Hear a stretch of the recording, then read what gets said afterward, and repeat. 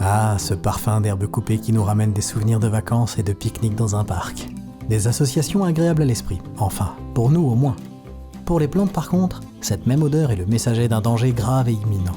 Lorsqu'une plante est blessée, par exemple par les lames tournoyantes d'une tondeuse à gazon ou par l'appétit d'une chenille vorace, des composés chimiques très puissants se déversent depuis les blessures, flottent dans l'air et atterrissent dans notre nez, et aussi sur les feuilles et les tiges des plantes alentours. Après de nombreuses générations, les plantes qui savent écouter les ragots autour d'elles ont évolué de sorte à interpréter chaque combinaison de composés chimiques comme la signature d'une menace précise à venir. L'odeur qui correspond à chenille, par exemple, pousse les plantes comme la tomate et le tabac à produire de grandes quantités de toxines amères dans leurs feuilles, les rendant dégoûtantes. Les plantes sont aussi capables de communiquer de façon active. Certaines, comme le maïs et le coton, peuvent invoquer d'autres animaux pour les défendre.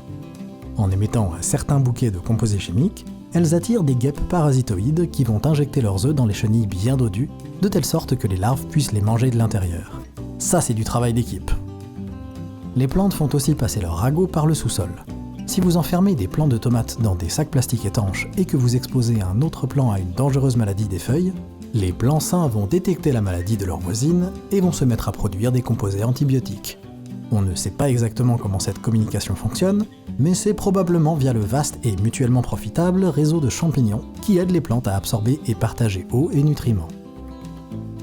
En plus de tout cela, les plantes peuvent aussi utiliser ce qu'elles apprennent sur leurs voisines dans un but malfaisant.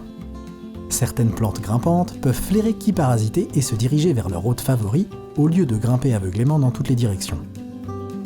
On ne sait comment, une autre plante grimpante arrive à faire pousser des feuilles de différentes tailles et formes pour correspondre à celles de l'arbre ou l'arbuste sur laquelle elle grimpe. Ainsi, l'hôte sert à la fois de support et de camouflage. Peu importe la raison, autodéfense, parasitisme ou mimétisme, les plantes arrivent à papoter et rester à l'écoute dans des réseaux sociaux complexes depuis bien avant Facebook, les SMS ou même.